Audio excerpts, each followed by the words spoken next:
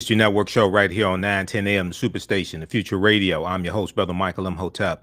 It is Wednesday, July 7th, 2021, and we are live. Hope everybody's doing well today. There's been a very hectic day. Was busy working on editing the video from last night's show. So we had a great show on Tuesday. So go back and check out that podcast. We talked about Sha'Carri Richardson not making the Olympics, the Olympic relay team being shut out altogether. We talked about Nikole Hannah-Jones and Ta-Nehisi Coates going to becoming faculty at Howard University. So we had a great show. We're going to continue the discussion today dealing with Nikole Hannah-Jones and Ta-Nehisi Coates, because I did not get finished with it yesterday. We spent so much time dealing with Sha'Carri Richardson. And we also talked about, also on Tuesday's show, we dealt with why marijuana is prohibited in the Olympics, why it's prohibited. We went through and a deep analysis of that. So check out Tuesday's show. On today's show, in addition to Nikole Hannah-Jones and Ta-Nehisi Coates, we're going to deal with this very disturbing story out of Haiti. Haitian President Jovenel Moise was assassinated early this morning. The First Lady was injured. She's getting medical attention now. And the latest report is that at least four people have been arrested, at least four suspects in the assassination of Haitian President Jovenel Moise have been arrested. Four suspects in Haiti assassination. Four suspects in Haiti assassination killed, two arrested after president's death. Okay, so we're going to look at some live updates on Washington Post and NBC News. I'm looking at updates right now from NBC News. I was looking at updates from Washington Post right before coming on the air. Today on Roland Martin Unfiltered, Roland interviewed the U.S. ambassador to he interviewed the Haitian ambassador to the U.S. Okay, so we're going to talk about, we're going to share an excerpt of that interview with you. And then also on the readout with Joanne Reed today, she dealt with some of the history of Haiti. Okay, she dealt with some of the history of Haiti. And she also spoke with Yamisha Alcindor, as well, journalist Yamisha Alcindor, to deal with what's going on in Haiti. So this is a deep history. We're going to talk some about the history of Haiti as well. I was looking at a piece from Reuters, from Al Jazeera. I was looking at a piece from Al Jazeera that has a timeline of history dealing with Haiti also. Okay, so we'll talk about that. And then the veteran actress and dancer, Suzanne Douglas, probably best known for portraying the wife on the Parenthood, and she was also in the movie Tap with Gregory Hines. She was in Waiting to Exhale as well. She passed away on Tuesday. She passed away yesterday, age 64. So we'll talk some about Suzanne Douglas as well. Jerry, she played Jerry on the Parenthood, the wife of Robert Townsend. So really good show. Really liked her. Brilliant sister, very beautiful sister. So she passed away as well. I first found out about that from Roland Martin. Roland posted about it on, I think I saw it first on his Instagram page. Okay, but we'll talk some about Suzanne Douglas as well.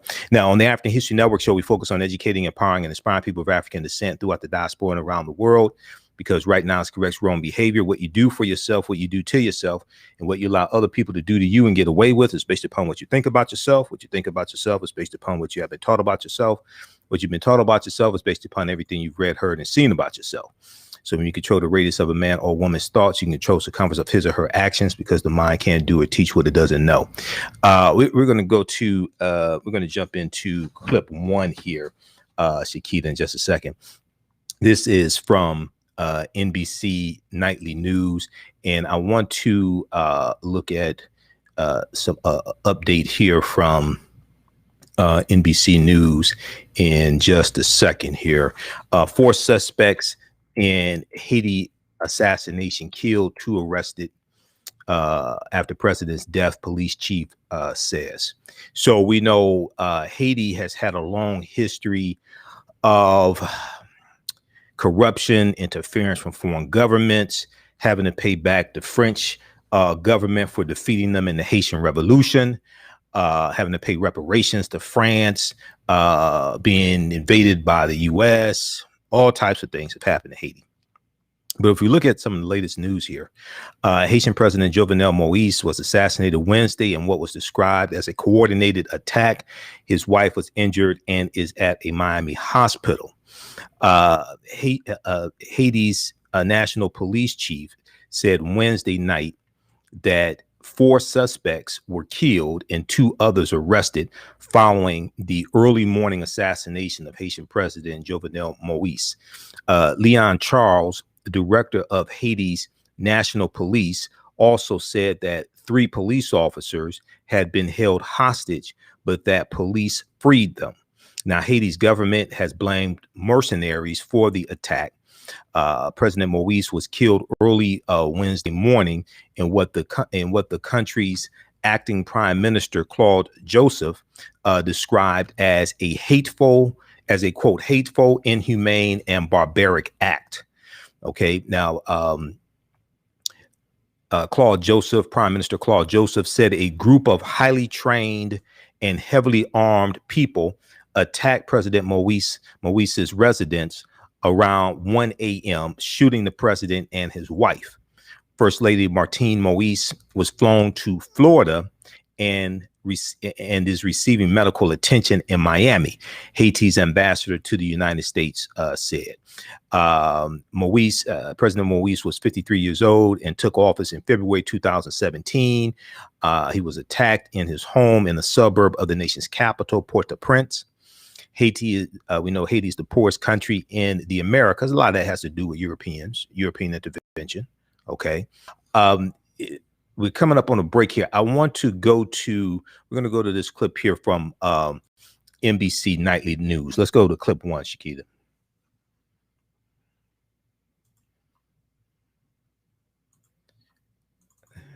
Okay, take it off mute. Okay, while we get that queued up. Also, there are updates coming in from CNN, Washington Post, New York Times. Press play when we have it ready. We're going to go to I was looking at some of the updates from the Washington Post as well.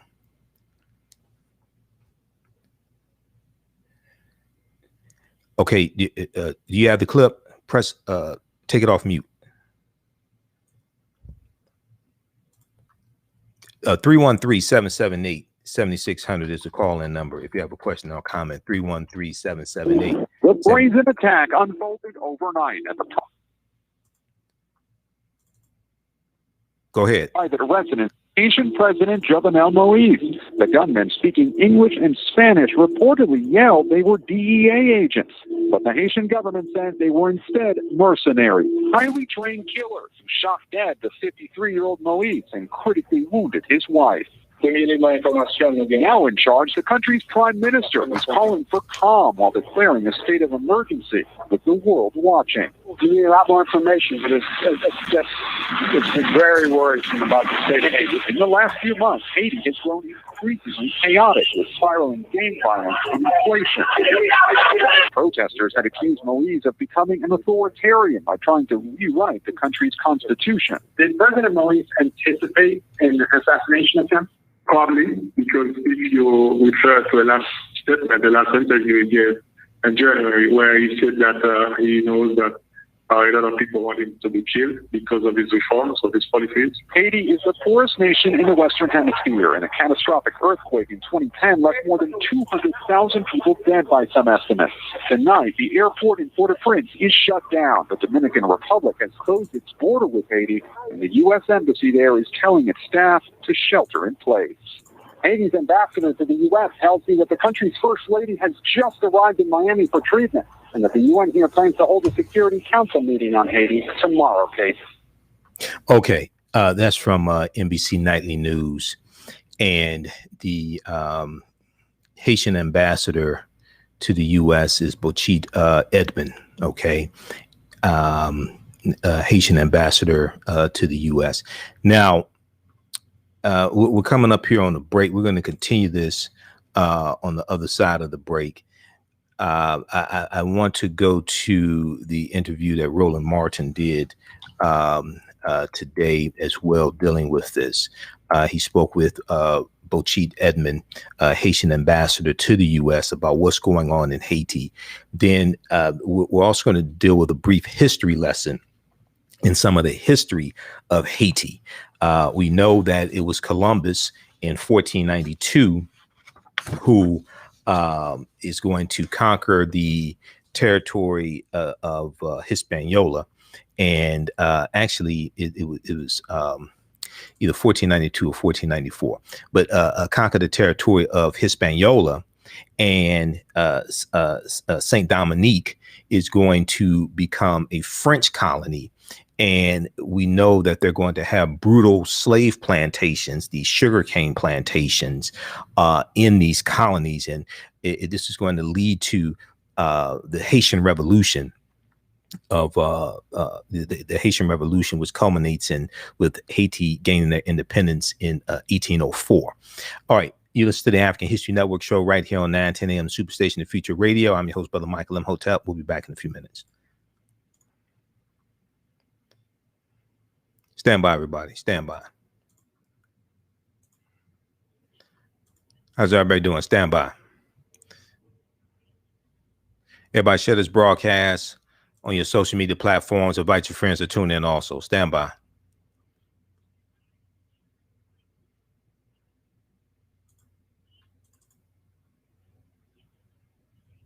Hispaniola, yeah.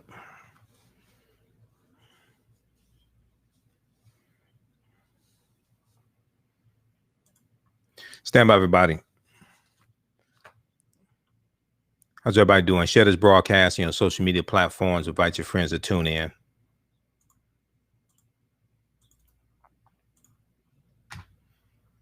All right, if you like this type of information, you can support the African History Network.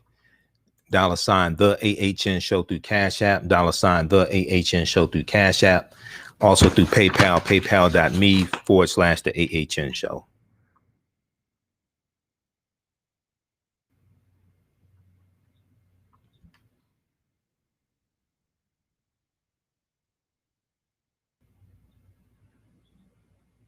Stand by. Back from break in 2 minutes.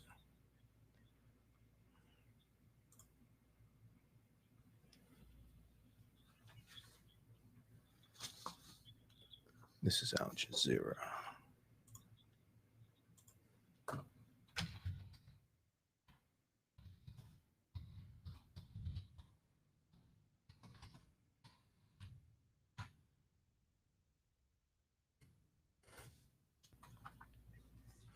Okay. Stand by, everybody. Back from break in 1 minute.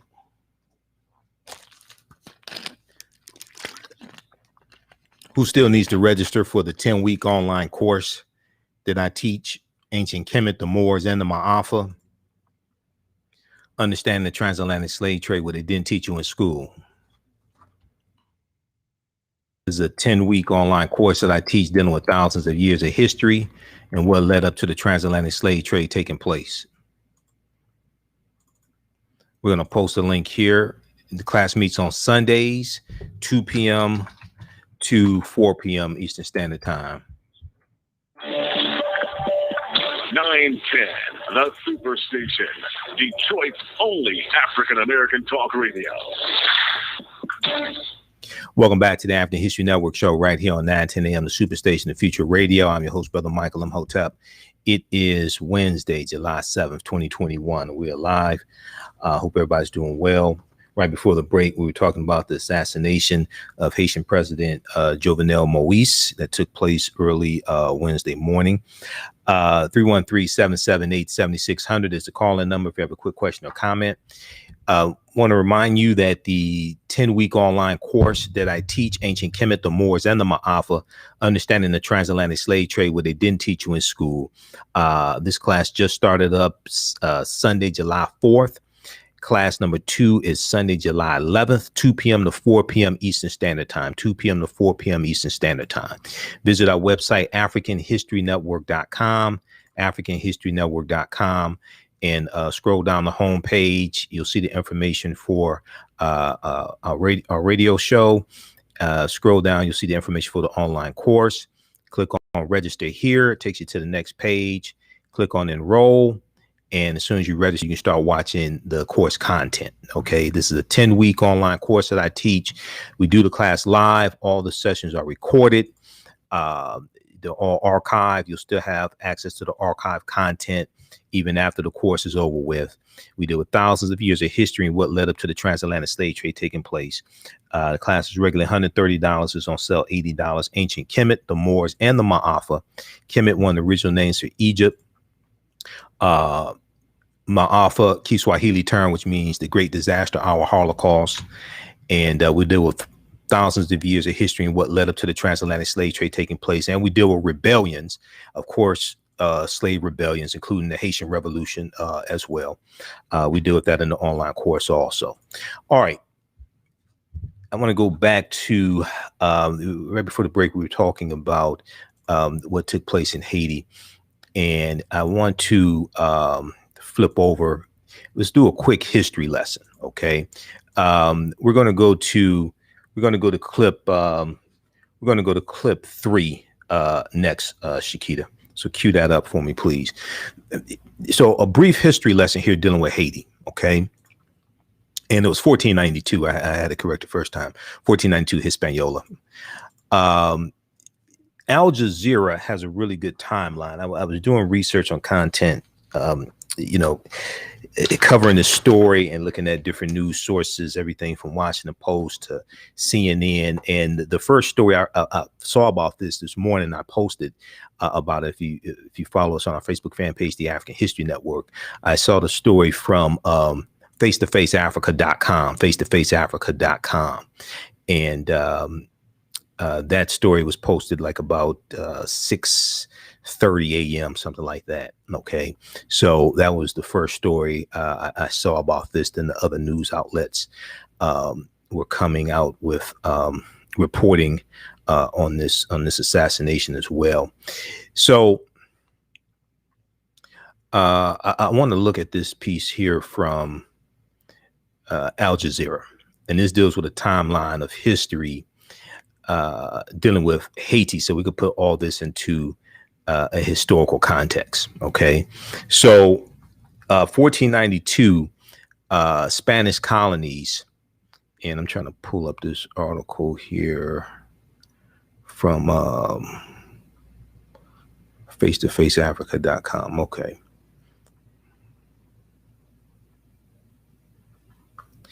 Um, 1492 Spanish colonies. The Spain colonizes the island of Hispaniola after the arrival of Christopher Columbus.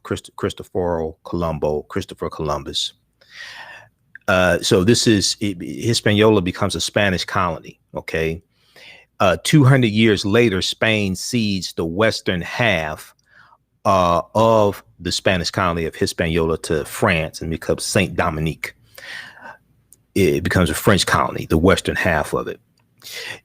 Plantations worked by slaves of African origin produce sugar, rum, and coffee that enrich France. Sugar, rum, and coffee that enrich France. And this is, and it's important to understand and I deal with all this history in the online course that I teach, because this ties right into dealing with the transatlantic slave trade. Now, 1492, that's towards the beginning of the transatlantic slave trade, which starts basically in 1441 with the Portuguese going into Mauritania. But Europeans have been fighting the African Moors in Europe for hundreds of years. And 1492 is also the same year that the Moors relinquished the last stronghold in Spain, which is Granada. January 2nd, 1492, Granada, January 2nd, 1492. Board Abdil relinquishes the last stronghold. Okay. And the Reconquista is complete. The Reconquista starts in 722 AD. And this is the effort of Spain to take back the territory that the Moors are occupying. So that's January 2nd, 1492. August 2nd, 1492, the Spain is going to expel the Sephardim, the Sephardic Jews. August 3rd, 1492, Columbus is going to set sail on his first of 4 voyages. And October 12th of 1492, Columbus lands in the territory that we call the Bahamas. Okay. But this was on his first voyage. He went on 4 voyages. He had 4 voyages from 1492. His last voyage was in 1504. And on his first voyage, he's going to land in Hispaniola and conquer Hispaniola. Okay. And that western portion of Hispaniola is going to become Haiti. All right. So, okay, let's continue here. 1801, former slave Toussaint Louverture leads a successful revolt and abolishes slavery. 1804, Haiti becomes independent under former slave Jean-Jacques Dessalines, who was assassinated in 1806. In 1915, United States invades Haiti, withdrawing in 1943, but keeping financial control and political influence. 1937, in the worst incident of long-standing rivalry with neighboring Dominican Republic, thousands of Haitians in the border area are massacred by Dominican troops on the orders of dictator Trujillo.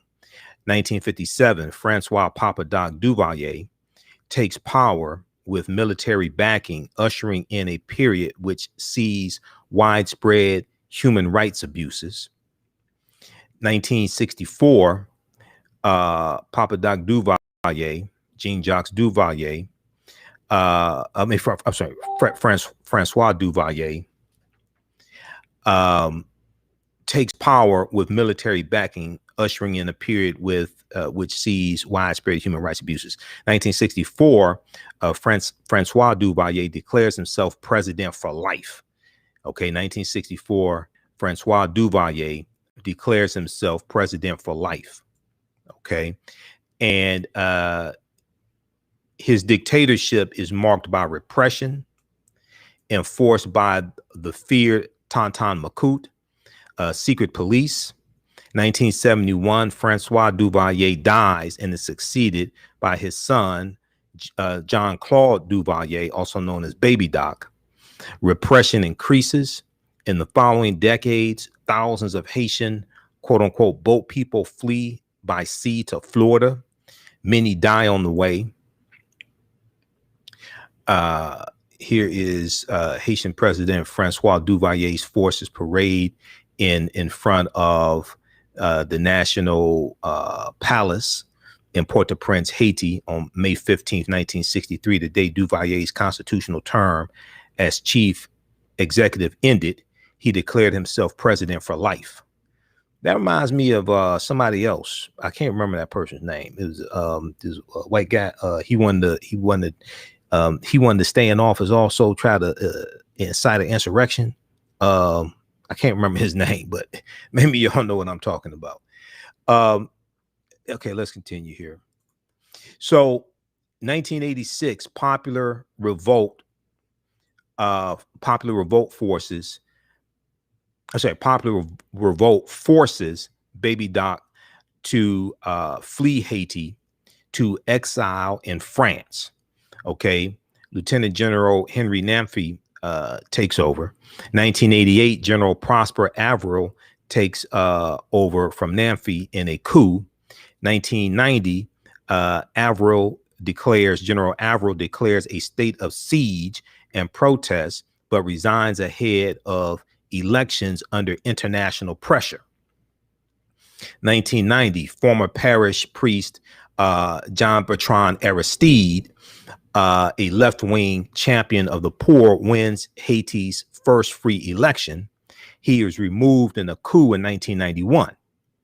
1994, U.S. troops intervened to oust military regime, and John Bertrand Aristide returns.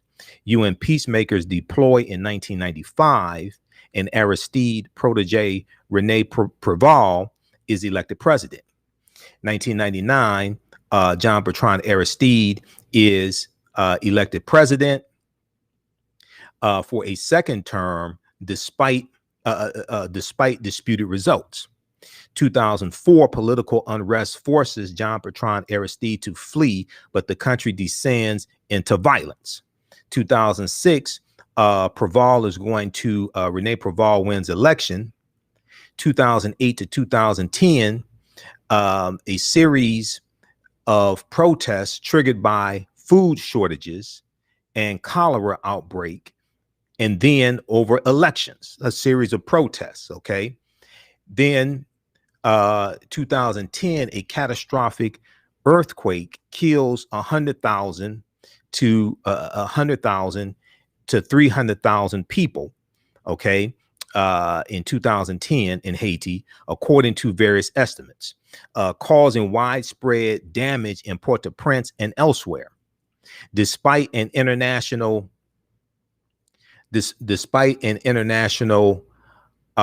relief effort, the country is all but overwhelmed, exacerbating political, social, and economic problems. Okay, so what I want to do, let's go to clip 3, Shakita. Now this is from the readout with Joanne Reed. Okay, this is from the readout with Joanne Reed today, and she's going to she's speaking with journalist Michelle Sendor, but she's laying out some of the history of Haiti. Let's go to this clip.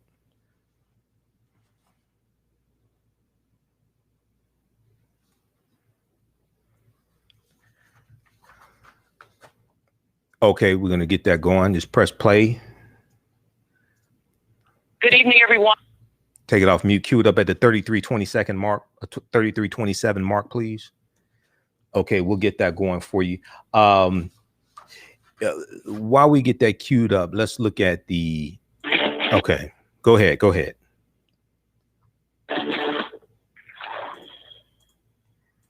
Early this morning, gunmen assassinated Haitian President Jovenel Moise and shot his wife at their private residence. A stunning development for a country roiled by gang violence, kidnappings, food shortages, and a surge in COVID infections. Which is all to say the situation in Haiti is dire. What bishops in that country describe as on the verge of an explosion. Now, it often feels like we're not paying enough attention to Haiti, despite our centuries-long connection to our neighbor in the Caribbean. So I'm just going to take a moment to explain how we got here. Haiti's history is a story of revolution, what historian Marlene Doe calls the first Black Lives Matter movement. Haiti was once a French colony known as Saint-Dominique. It was one of the wealthiest colonies in the French Empire. Its plantations produced coffee, sugar, and indigo at the cost of immeasurable human suffering. Its slave trade was considered one of the most brutal in the entire world. Self-liberated enslaved people revolted, leading to the Haitian Revolution, led by the great Toussaint Louverture, and then the independence of Haiti from France in 1804, making Haiti the first modern state to abolish slavery, 3 years before Great Britain did.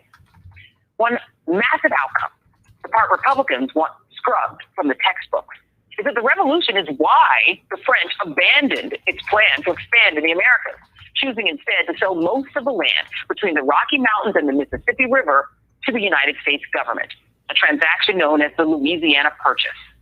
Haiti went on to experience tremendous internal turmoil. Hey, pause it right there, Shakita. Pause it right there. To pay enormous reparations to France for overthrowing. Pause it right there, Shakita, please. To a U.S. occupation that lasted and just back it up about 30 seconds. The U.S. also helped to sustain the Duvaliers, Papa Doc and Baby Doc, the dictators who ruled Haiti for nearly 30 years before priest Jean-Bertrand Aristide became the first democratically elected president in 1990.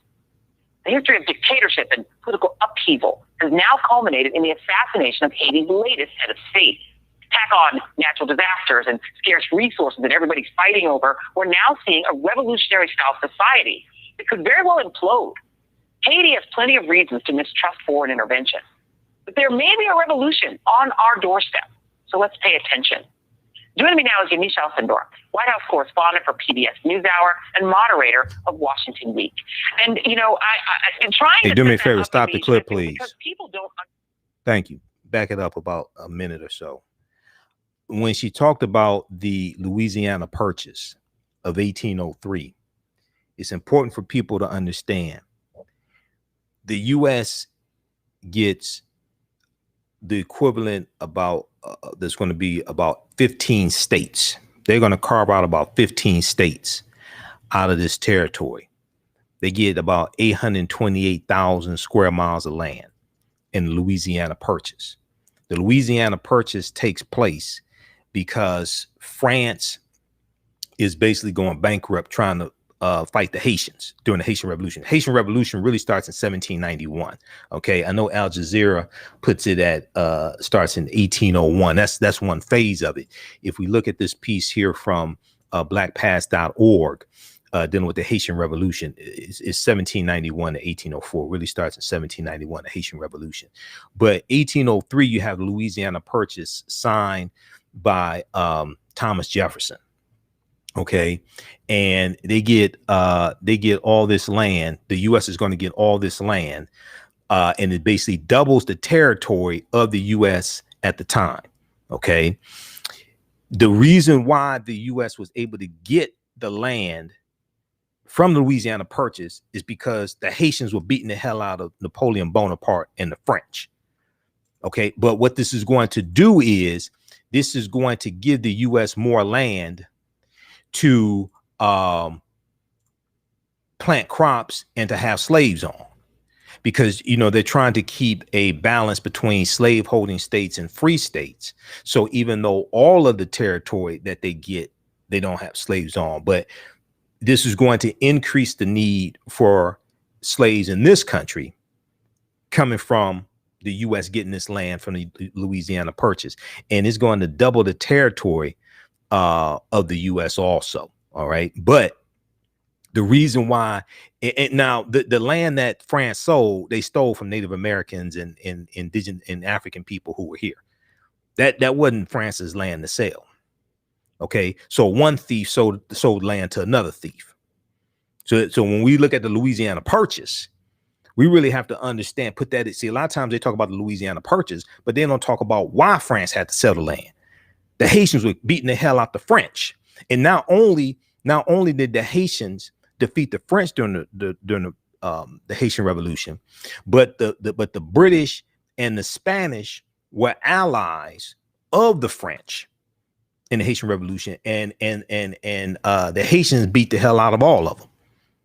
Okay, and what this is going to do then, when they talked about in one of the clips. Well, she's going to talk. Joy talks about this, the reparations that Haiti had to pay to these colonizers.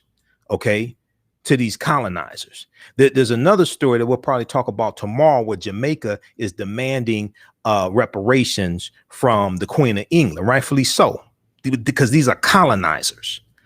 All right. So when Meghan Markle married Prince Harry, I told you back then, it was 2018. I think it was 2019. They got married on Malcolm X's birthday, May 19th, which is also Queen Charlotte Sophia's birthday. OK, and Queen Charlotte Sophia was the wife of King George III. King George III was the king during the American Revolution. And this is who the 13 colonies are fighting against, the monarch King George III, but his wife is of African Moorish descent on her mother's side of the family, Queen Charlotte Sophia. Okay. But if we look at this article here, and then we'll go back to the clip. In 1825, this is from Forbes.com. In 1825, Haiti paid France $21 billion to preserve its independence. Time for France to pay it back. Okay. This is from December 6, 2017. This is the reparations that France had to pay these colonizers. Okay. So when we look at the chaos that's going on in Haiti today, is because a lot of that has to do with intervention from European colonizers, including the U.S. A lot of that has to do with the intervention from European colonizers and this whole history going back 400 years or so, going back to the Spanish colonizers invading and raping Hispaniola, and the western portion is going to become Haiti. Okay, so let's go back to this clip, please.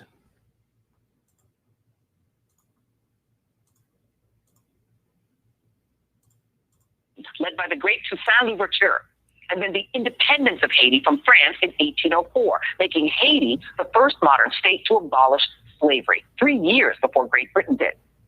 One massive outcome, the part Republicans want scrubbed from the textbooks, is that the revolution is why the French abandoned its plan to expand in the Americas, choosing instead to sell most of the land between the Rocky Mountains and the Mississippi River to the United States government, a transaction known as the Louisiana Purchase. Haiti went on to experience tremendous internal turmoil and a toxic relationship with the West, from having to pay enormous reparations to France for overthrowing its slave owners, to a U.S. occupation that lasted 19 years. The U.S. also helped to sustain the Duvaliers, Papa Doc and Baby Doc, the dictators who ruled Haiti for nearly 30 years before priest Jean-Bertrand Aristide became the first democratically elected president in 1990. The history of dictatorship and political upheaval has now culminated in the assassination of Haiti's latest head of state. Tack on natural disasters and scarce resources that everybody's fighting over, we're now seeing a revolutionary-style society that could very well implode. Haiti has plenty of reasons to mistrust foreign intervention, but there may be a revolution on our doorstep, so let's pay attention. Joining me now is Yanish Elsendorf, White House correspondent for PBS NewsHour and moderator of Washington Week. And, you know, I'm trying to set that up, Yanish, I feel, because people don't understand the close relationship we've always had to Haiti. It took us like 19 years to even recognize them as a free country until shortly before the Civil War. And then we just have been screwing around with them for all this time. In that context, is there anything that Haitian Americans and Haitians in that country believe we can do at this point or should do? Well, thanks, Joy, for giving this story so much attention and for setting it up in this way. I've been talking to Haitian Americans on the ground, civil society members and members of the clergy all day. And what they really say is that Haitian people want to be heard. They want a transitional government. They want a government that isn't corrupt. They want a government that's going to be serving the actual people. Now, of course, the late President Jovenel Moise, there are a lot of people across the country mourning the loss of him, mourning his assassination. But there are also people who remind me today, even on today, that he is someone who was accused of corruption, who was accused of acting like a dictatorship.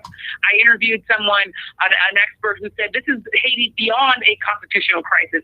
This is a new rock bottom for Haiti. People know him as a struggling, but this year, kidnapping in his own home.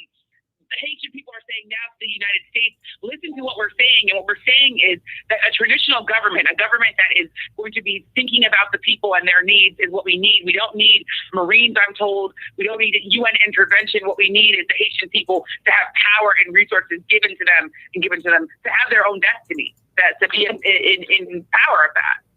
And I think we both know Jackie Charles is a phenomenal reporter at the Miami Herald who reports some really strange details. Yeah, she is the best. Well, you and she are the best. You're equally the best. She reported some really weird details here, including what seemed like American voices being heard during the assassination. We're not sure if that was a recording or what, in a seeming attempt to make it look like the DEA was involved. Given that, the White House had to respond and say, no, the DEA was not involved in this. Are there any new details on that? And is the White House responding in any way or planning to do more than just issue that statement? I've been talking to White House officials all day about this, including shouting a question to President Biden today. And what I'm hearing is that U.S. officials know that they need to do something. President Biden ran on this idea that he was going to be keeping promises to Haiti. And there have been a lot of Haitian Americans who are frankly disappointed because President Biden was supporting the late President Jovenel Moise, who a lot of people said was in power past his due time and had been acting illegally. So the United States now is looking at what their solutions are. It sounds like the solutions are going to be trying to give more security investments to the national police in Haiti, trying to secure what's going on the ground there. But the United States hasn't really figured out what its strategy is, other than saying that there need to be elections this year, where Haitian Americans are saying that's simply not possible. People are too scared on the ground there. This is a real quagmire for the Biden administration. But this is a country that is just so close to the United States that there's going to have to be a solution. The United States is going to have to be involved. Right, because, between our policy with Cuba and our policy with Haiti, these are two countries that quickly, every crisis there becomes a migration crisis at some point. Very quickly, is there any concern that might be another element of what happens next if there's pure chaos there? Of course, the idea that Haitians, there's something like the UNICEF said that 18,000 people in the last few months have fled their homes.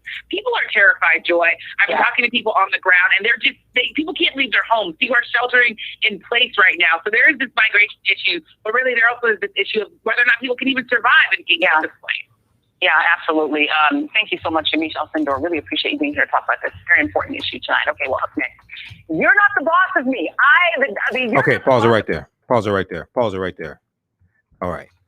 We're going to go to clip 2 in just a second here. Okay, so that was Joy Reid from MSNBC, the readout, and your Michelle Sindor, and giving some background historical information on Haiti and giving some information on what's taking place today, okay, in Haiti. All right, now I want to look at the updates from the Washington Post right quick. Okay, and then we'll go to this. Then I want to go to this interview here that Roland Martin did today with the U.S. ambassador to the Haitian ambassador to the U.S. I should say the Haitian ambassador to the U.S. Okay, I want to flip over and look at the updates here from the Washington Post. And let me refresh the screen here so we get the most recent updates. Just bear with me here. Haitian President Jovenel Moise assassinated at his home by unidentified gunmen. Police said 2 of the assailants have been detained and 4 others killed. Okay. So a group of gunmen wielding assault weapons assassinated Haitian President Moise and wounded his wife at their home in the hills overlooking Port-au-Prince Wednesday. This was early Wednesday morning. It's about 1 a.m., plunging the Western Hemisphere's poorest nation deeper into a destabilizing crisis. Okay, pushing Haiti deeper into a destabilizing crisis. The attack by assailants that Haitian authorities described as quote unquote commandos comes amid months of escalating political instability and gang violence that have critically eroded the rule of law in the Caribbean nation of 11 million. President Moise was 53 years old. He dissolved parliament in January 2020 and ruled by decree as opponents and protesters demanded that he step down. As protesters and opponents demand that he step down. Armed gangs with unclear allegiances have seized control of growing portions of the country, terrorizing the population with kidnappings, rapes, and killings. Okay, so Leon Charles, head of the Haitian National Police told reporters on Wednesday, July 7th, that his forces had detained 2 of the assailants and killed 4 others, liberating 3 police officers being held hostage in the process. He said police had been engaging the attackers since the early hours of Wednesday after blocking roads they had intended to use to escape the city. Lieutenant Charles, head of the Haitian National Police, said, quote, "As I am talking to you, the fighting is ongoing with the assailants. We will hunt them. They can be killed in an exchange of bullets or arrested." Now, Haitian authorities did not identify the assailants killed or in custody, but Communications Minister Pradel Henriquez said the men were quote unquote foreigners.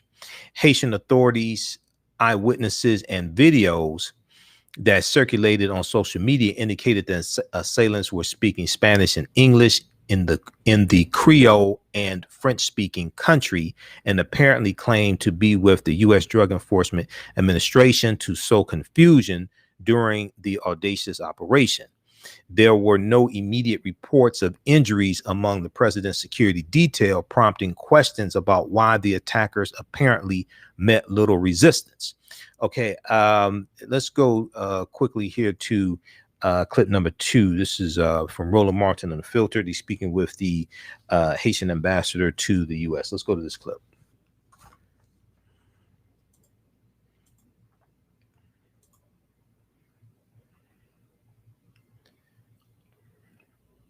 Clip number. Go ahead. Some suffering that certainly can apply to our brothers and sisters in Haiti. That country is still under siege and is in a state of siege. International airport, as we speak, is shut down. Why? Because overnight, the president of Haiti, Jovenel Moise, was assassinated early this morning in his home. His wife, Martine, is recovering from the injuries she sustained in the attack. Claude Joseph, the interim prime minister, called the killing a, quote, hateful, inhumane, and barbaric act. There's been lots of drama in Haiti over the last several years. The Haitian president, some say he should have been removed and he was operating illegally. The country has been they've had protests and all kinds of things that have been happening in Haiti. The people have been angered by what they have seen when it comes to lack of food, lack of opportunities. All of that, of course, 11 years ago, an earthquake devastated Haiti. Billions of dollars poured into the country, and many say things have not changed for the better. But keep in mind also that one of the reasons that Haiti is in the condition that it is in is because after they got their freedom, after they defeated the French and came to slavery, they were forced to pay back. They were forced to pay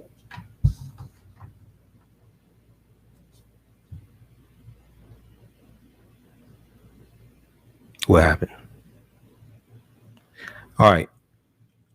Though we're out of time here on 910 AM Superstation WFDF. Those watching on our Facebook fan page, The African History Network,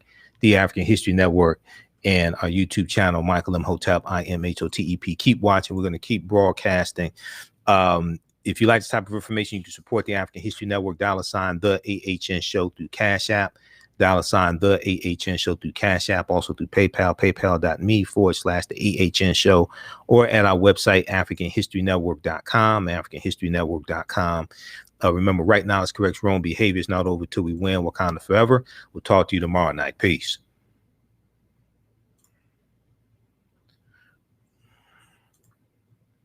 All right, stand by, everybody. Stand by. Let me disconnect this call here. Okay. All right. So this is our official Cash App account, $ the AHN show through Cash App, $ the AHN show through Cash App. You can support us there if you like this type of information, or through PayPal, paypal.me/the AHN show. Okay. Let's continue here. Also, be sure to register for the online course. that I teach. We have a new session, a new class to start up on Sundays. Sunday, July 4th, it started, class number 1. Ancient Kemet, the Moors and the Ma'afa understand the transatlantic slave trade, what they didn't teach you in school. We deal with thousands of years of history and what led up to the transatlantic slave trade taking place. So we have the information on our website, AfricanHistoryNetwork.com, AfricanHistoryNetwork.com. You can register for it there. And we pull this up here. Next class is Sunday, July 11th. Sunday, July 11th is the next class. So it's going to be 10 consecutive Sundays. And we deal with over 50,000 years of history and what leads up to the transatlantic slave trade. We deal with the ancient Africa, ancient Kemet, Ethiopia, Ta-Nehisi, Nubia, the Nile Valley region of Africa. We deal with the 800-year occupation of Europe by the Africans known as the Moors and what led up to the transatlantic slave trade taking place. Okay, so I do a PowerPoint presentation. We have book references, articles, video clips, guest speakers. Dr. David Imhotep, who wrote the book, The First Americans Were Africans, Documented Evidence, spoke to my class on June 12th, the Saturday class. He spoke to my class June 12th. And as soon as you register, you can start watching archive content. You can join us in class live on Sunday, June 11th. Okay, that's the next live class. But we have archived content from the Saturday class that I'm teaching that's wrapping up right now. We have like 1 or 2 more sessions. So he spoke to my class. Dr. David Imhotep spoke to the class June 12th. So you'll be able to watch that archive content also. So at our website, AfricanHistoryNetwork.com, click on the click right here where it says register here, and it takes you to the next page, and click on enroll. As soon as you enroll, you can start watching the content. You can watch class number 1 that we did Sunday, July 4th. And then you can watch the archived information from the Saturday course also. Okay, and you'll be ready for class on Sunday, July 11th. Sunday, July 11th means 2 p.m. to 4 p.m. Eastern Standard Time. Okay, Ancient Kemet, the Moors, and the Ma'afa, understanding the transatlantic slave trade, what they didn't teach you in school. Okay, let's continue here. I want to go back to let me cue this up. I want to go to the interview that Roland Martin did today. I want to go to the interview that Roland did today. And he spoke with the Haitian ambassador to the U.S. Okay, let me, I have to cue that up here because we're not broadcasting on 910 a.m. WFDF anymore. They had it queued up at the radio station, but I need to cue it up here. So just a second. We'll get that going. Everybody share this broadcast on your social media platforms. Invite your friends to tune in also. Okay, stand by. Let me get this queued up.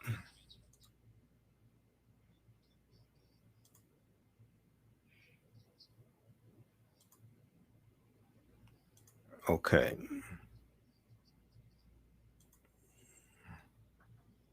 Overnight, the president of Haiti, Jovenel Moise, was assassinated early this morning in his home. His wife, Martine, is recovering from the injuries she sustained in the attack. Claude Joseph, the interim prime minister, called the killing a, quote, hateful, inhumane, and barbaric act.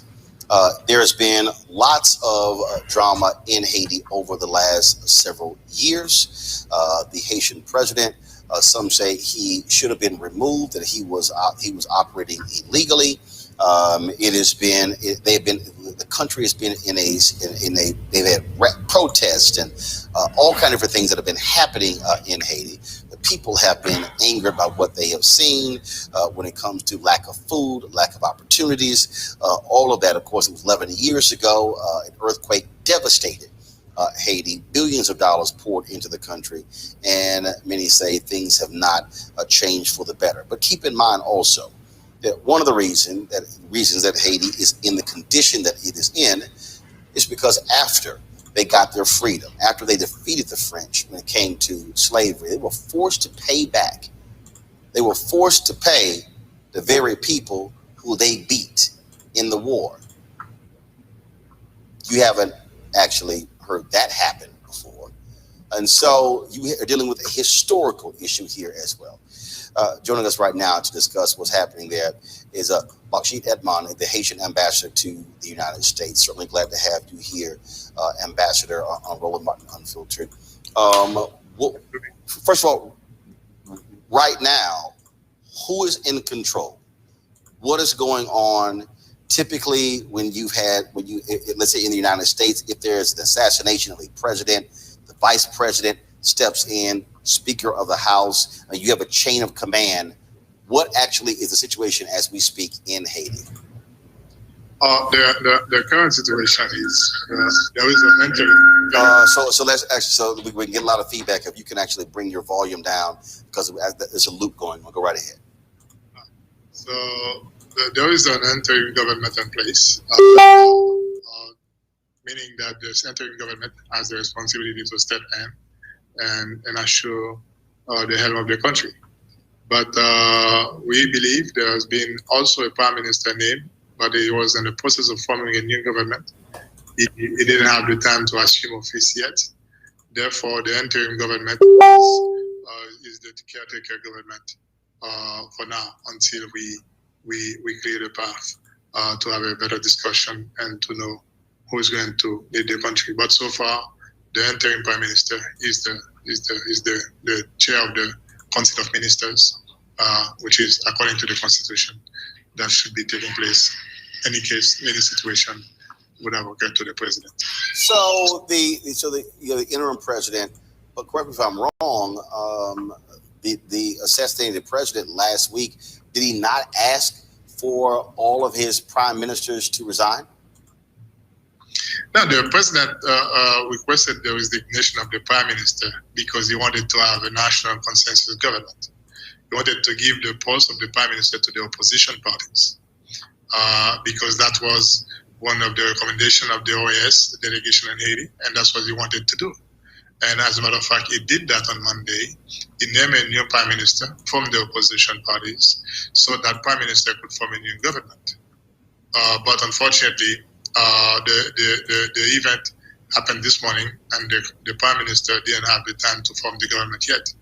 But since there is a vacuum, it is the most absolute necessity to have a government to have authorities to step in. And the interim government has to step in to be the caretaker until we clear the situation up. Obviously, today, President Joe Biden spoke on the issue there. Others did as well. You also have talked about how grave a situation this is. I'm going to play that a little bit later. But you also have what is being spread around, who was behind this. I've seen some reports saying the assassins claim to be with the United States Drug Enforcement Agency. They were speaking Spanish. They were speaking English. So what do you know right now? Who is leading this investigation?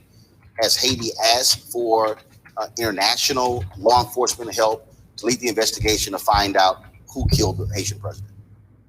Of course, this morning in my conversation with the White House, I did request that officially, that the United States help in the conduct of the investigation because they have expertise in that, because we're talking about the assassination of a head of state. And what I can tell you now, according to the information I have from the Prime Minister, it seems that the National Police has caught some of those mercenaries. Now they are being arrested, and they are going to be questioned, interrogated, and we're still seeking for more for the rest, because we believe there are more than 30. but right now there are more than 20 under the police arrest. We are going to interrogate them, to question them, and to know the motive, the real motive, or who sent them. But when it comes to the DEA, those people, they use the DEA name and thing just to mask what they came to do, to kill the president. They were not DEA agents. They were fake DEA agents. Now, here's what I find to be interesting, and again, we're just trying to understand all this here. He was living in his private residence. He's heavily guarded. Were any of his security detail injured in the shooting? That's why I believe I will leave it to the investigation, because your question troubled me as well, because we want to make sure that if the private residence of the president is not a place you can go easily like this. So it's an outskirt of Port-au-Prince. It's a very well secured area, and we just don't understand exactly what happened. And that's why I will leave to the investigation to reveal exactly what happened, why they didn't have any resistance whatsoever. So let us wait. And the reason I'm raising that point, because this is simple. If you had individuals, and what we're showing right now is some video that was actually shot by folks who live near the compound.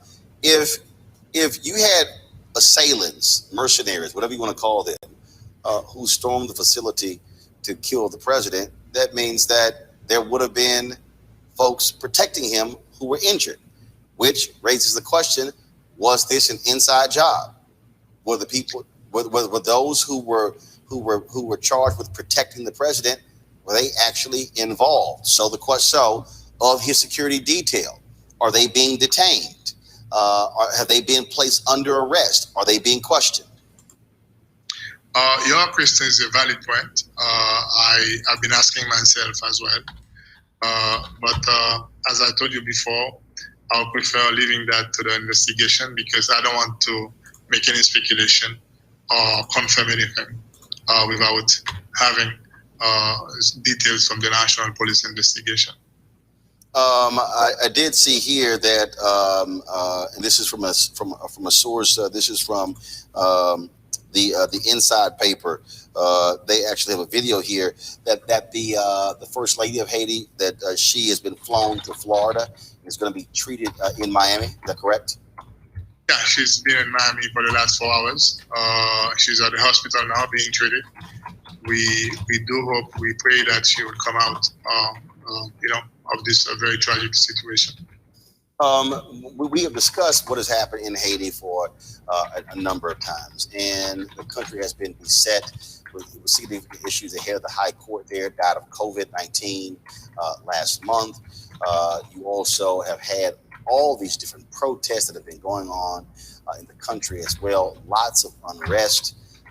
And so what many folks are asking is, what is it going to take to have a stable government in Haiti, to have peaceful transfer of power, and for the people to feel confident that the country will be well run and won't be dealing with corruption, won't be dealing with things along those lines? First of all, it is primarily the responsibility of every Haitian politicians to make sure that they do their best to contribute to the political stability of the country. At the same time, while it is the responsibility of the Haitian politicians to do their part, but I also believe that some of our partners of the international community do have certain responsibilities as well, because we cannot give the blame entirely to the Haitian authorities or to the Haitian politicians, because we understand the way we've been working with most of the international partners, and we don't believe that necessary help and assistance have been given to the country. There is something you mentioned in your program when it comes to after the earthquake, when it comes to $1 billion were poured into the country. But unfortunately, those money was not managed by the government. They were managed by NGOs. That's why Haiti has a second name. They call it the Republic of NGOs. So this is to show you that there is a responsibility of the international community. Those NGOs, they are not accountable for the money they spend on our behalf. They receive the money, they spend the money, and most of the time, if you take the example, on $1, you want US$, most of the time, 95 cents come back to the country, either to the US or to France or to other countries. 95 cents. 5 cents only are left in the country, and that's why you cannot see the impacts. And while the American taxpayers, when they know they've been contributing a lot to help Haiti stand up, but unfortunately, those money were not channeled to the government. They were channeled by NGOs, and they are the ones who manage those money. And if we want to talk about corruptions, that's where the corruptions reside, within the NGOs, not only in the government, in the private sector, but the NGOs have also a responsibility, because there is an opacity in the way they manage their money on our behalf, and we don't know anything. They don't want to give report. We don't know anything what they're doing. So that's why it's very important to call in a new way, in a new paradigm when it comes to NGOs in Haiti. If we want to talk about development, if we want to talk about political stability, NGOs have also some responsibilities. They need to take the blame as well. Ambassador Baksheet Edmond, the Haitian ambassador to the United States, we certainly appreciate it. Thanks a bunch. We'll certainly be watching to see what happens in this country in the wake of the assassination of your president. Thanks a lot. We appreciate it. I want to bring up Keel Monago. All right. So that is from Roland Martin Unfiltered from Wednesday, July 7th. Wednesday, July 7th, 2021, Roland Martin Unfiltered. And Roland was speaking with the Haitian ambassador to the U.S., Baksheet Edmond, Haitian ambassador to the U.S., Baksheet Edmond. Okay, in dealing with the assassination of Haitian President Jovenel Moise. So I want to go back to the updates here from the Washington Post. This Washington Post has live updates, and I've been monitoring the different news sources and refreshing the screen to get the latest information, to get the latest updates. So let me flip back over to this here. But all this ties into history as well, understanding the history of Haiti and interference from European forces.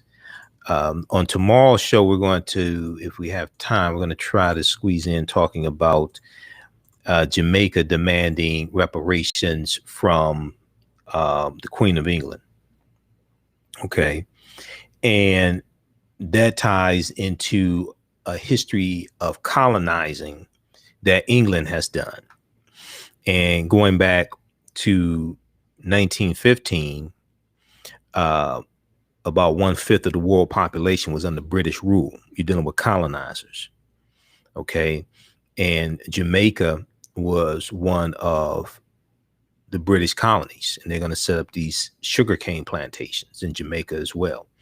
Jamaica is originally going to be conquered by Columbus, okay, in 1494, but it's going to fall into the hands of the British. So, and you're going to have these different European nations fighting over these new territories that they're conquering, and they're trying to extract the wealth, trying to rebuild Europe. Because Europe was coming out of the Dark Ages, late 1400s, early 1500s, and because of the Black Death, the bubonic plague, Europe had lost 1/4 to 1/3 of their population. The Black Death hits in 1347 AD and hits in spurts from 1347 to 1400, and Europe loses between 25 million to 75 million people. So as Dr. John Henrik Clarke says, Europe was land poor, people poor, and resource poor. And, they're conquering they are exploring new lands to them, conquering people's lands, enslaving people, setting up sugarcane plantations, setting up various types of plantations, extracting the mineral wealth out of the land, etc. Okay, so I want to go back to let me flip back over here to I'm going to flip back over here to the Washington Post. Just a second here. Okay. Updates from the Washington Post. Haitian President Jovenel Moise assassinated at his home by unidentified gunmen. We know at least 4 suspects have been killed and at least 2 have been arrested.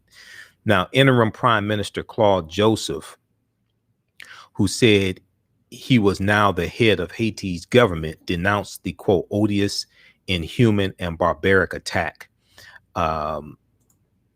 Haiti's ambassador to the United States, Bochit Edmond, who you just heard from, that's who Roland Martin interviewed today, said the government had requested assistance from the United States in boosting its police and armed forces. He said a manhunt was underway to chase down what he called, quote, well-trained professional killers, commandos, quote, well-trained professional killers, quote, commandos. Well-trained professional killers, commandos. Now, no group immediately claimed responsibility for the attack. Interim Prime Minister Claude Joseph denounced a nationwide state of siege with security under the control of the country's armed forces and police. He appealed to Haitians to remain calm and called on, quote, all the forces of the nation to accompany us in this battle in the continuity of the state, because democracy and the republic must win. Democracy and the republic must win. President Joe Biden condemned what he called the, quote unquote, heinous act. As you heard in the previous clip that we played earlier in the show, President Biden said, we, quote, we stand ready to assist as we continue to work for safe and secure Haiti. He said this speaking to reporters at the White House. He called the attack, quote, very worrisome, end quote, and said we need a lot more information. Now, neighbors heard the outbreak of heavy machine gun fire shortly after 1 a.m. Shortly after 1 a.m., coming in spurts of 10 to 5 minutes for more than an hour. Ralph Chevry, a board member of the Haiti Center for Socio Policy in Port-au-Prince, which is the capital of Haiti, he said, the weapons I heard, I have never heard in Haiti before. The weapons I heard, I have never heard in Haiti before. He lives just over a mile from the president's residence and said he heard the fighting clearly. Now, Ralph Chevry said neighbors heard the black-clad assailants speaking in Spanish in audio recordings purportedly made during the attack, the authenticity of which could not be confirmed by the Washington Post. At least one man with an American accent speaks in English and claims to be from the DEA. DEA operation, everybody stand down, the man says in what sounds like a Southern accent. Now, U.S. officials strongly denied the claim. The Biden administration has supported President Moise. It sounded like a ruse, a tactic, Ralph Chevry said. In a grainy video, eyewitnesses describe at least some of the attackers as quote unquote white, and said they see some of them walking by Haitian police, who they say appear to be standing down. Now, do you see these guys disarming Jovenel's guys? One man asked. The president is gone, quote unquote. Bochit Edmond, the Haitian ambassador to the U.S., said, quote, "I am convinced they were foreigners, though they might have been helped by some nationals for logistics, for cars, and how they arranged to arrive at the president's home." He went on to say they need assistance. They were screaming DEA operation, but we know it was fake. We know they were not DEA agents, end quote. Now, State Department spokesman Ned Price said, asked Wednesday about reports of foreign mercenaries in the operation, said when asked Wednesday about reports of foreign mercenaries in the operation, said, quote, "We don't have clear answers at this time.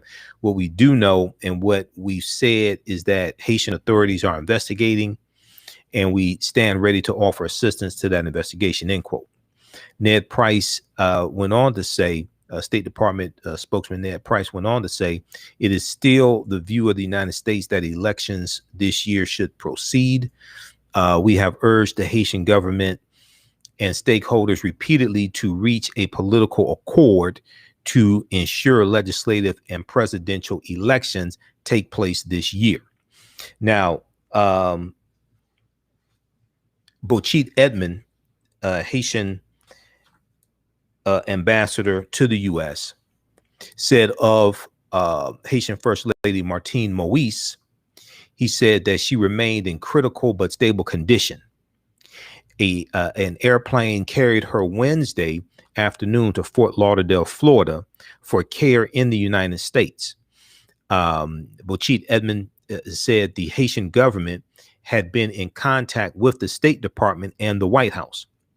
Now, in the wake of the assault, the streets of Port-au-Prince, the capital of Haiti, were eerily calm on Wednesday, with little police presence beyond the presidential residence, even as a sense of fear lingered. Okay. Cliff Fortson Desir, an electrician in Port-au-Prince, said, "The news has shaken us. If the first man of the country can be killed like that, the population is not safe." All right. Now, last Wednesday, gunshots rang out in Pétionville, in the Pétionville suburb of Port-au-Prince. A senior Haitian official said police had discovered a safe house being used by suspected assailants. The official also said that John Rebel Dossanat, who served as Jovenel Moise's liaison to the powerful street gangs, was detained for questioning near the border with the Dominican Republic. Okay, read the rest of this, and we'll talk some more about this on tomorrow's show. This is from the Washington Post. Haitian President Jovenel Moise assassinated at his home by unidentified gunmen. And they have New York Times, CNN, Washington Post have live updates of what is taking place. Also, check out the article here from NBC News, and they're going to update it. This one here: 4 suspects in Haiti assassination killed, 2 arrested after president's death, police chief says. There's also another one from NBC News. Let me see. We'll pull this up here. This is the first article dealing with the assassination here. Let's pull this one up. Okay, this one is Haitian President Jovenel Moise assassinated. And let me see, what does it say here? Okay, First Lady injured in attack, interim PM Prime Minister says. The country's First Lady was injured in the attack on their residence. That's from July 7th, 2021, also from NBC News. Okay, New York Times has some really good reporting on this as well. They have live updates that I was reading also from the New York Times. I've got that up in Firefox.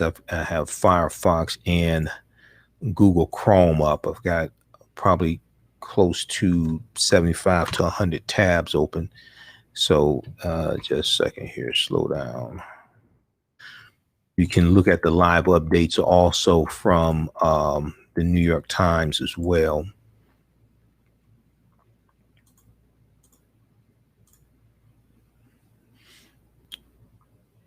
Okay. Our live updates hours after Haiti's president is assassinated, four suspects killed and 2 arrested. Okay. And so you can check out live updates from New York Times, CNN, etc. All right. I want to go quickly here. I want to try to, I didn't know I was going to spend so much time on this first story. I want to go quickly to back to the story we were talking about on Tuesday's show. And this deals with Nikole Hannah-Jones and Ta-Nehisi Coates joining the faculty at Howard University. And we know that Nikole Hannah-Jones was interviewed on Tuesday, July 6th on CBS This Morning with Gayle King, okay? And she announced in that interview that she was not going to accept a faculty position, a tenured position, I should say, a tenured position with University of North Carolina, Chapel Hill. She was already a professor there in the journalism school, the Hussman School of Journalism. And we know it became a public issue that conservatives on the board were blocking her tenureship because largely to do with the 1619 project that she spearheaded for the New York Times. Okay, so Nikole Hannah-Jones and Ta-Nehisi Coates were both interviewed by Joanne Reed on the readout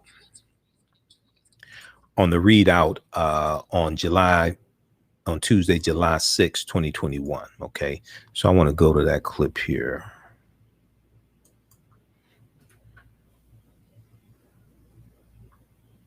Pulitzer Prize-winning journalist for her work on the New York Times 1619 project, and a UNC alum, was originally set to fill the school's own prestigious night chair in race and investigative journalism. After a rigorous review and recommendation, followed by howls of complaints from right-wingers offended by the 1619 project, Hannah-Jones was at first denied tenure by the Board of Trustees. That sparked a fierce backlash, which led the university to reverse course and offer her tenure last week. For the record, the professorship has always been a tenured position. Breaking her silence, Hannah-Jones issued a statement today that laid out in great detail how painful this entire process has been. She writes, "Why would I want to teach at a university whose top leadership chose to remain silent, to refuse transparency, to fail to publicly advocate that I be treated like every other night chair before me? These times demand courage, and those who have held the most power in this situation have exhibited the least of it. The burden of working for racial justice is laid on the very people bearing the brunt of the injustice and not the powerful people who maintain it. I say to you, I refuse." And joining me now is the brand new inaugural night chair in race and reporting at Howard University, Nikole Hannah-Jones, and incoming Sterling Brown chair in the Department of English at Howard University, Ta-Nehisi Coates. I am so jealous that I'm no longer teaching this semester. I finished my semester last year just in the nick of time at Howard. But welcome to the Howard family. I'm so proud of both of you and excited. I want to start with you, Nikole. You wrote this phenomenal piece, and I hope everyone will read it.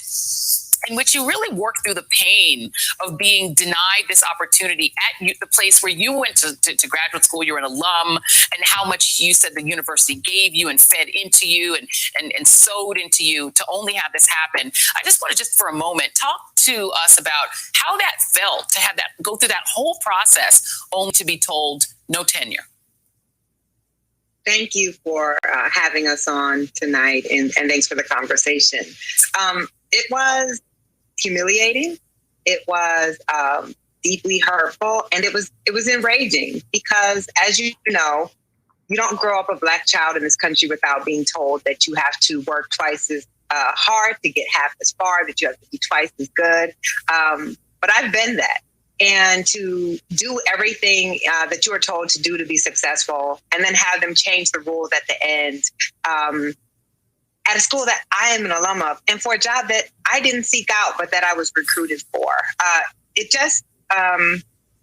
just confirmed, my life's work, everything that Ta-Nehisi and I write about how Black people are treated in this country, and how even if you follow all of their rules, in the end, it's not going to guarantee that you'll be treated fairly.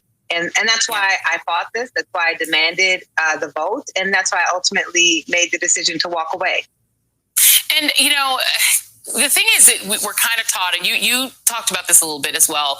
Those of us who went to, PWIs and not to HBCUs undergrad, you have in your head growing up that, the pinnacle is to go to fill in the blanks, the school of your dreams, Harvard, Yale, whatever school it is. And, I was talking with Jason Johnson. He was hosting Ari's show today about the fact that set us back a generation, the schools that were producing the greatest minds in American history, the minds that broke the back of segregation and the rules that had been in this country in place since the 1619, which is why you wrote that project. The rules that excluded us came from HBCUs. Do you feel like you're going to Howard and saying no to UNC after they belatedly offered you tenure?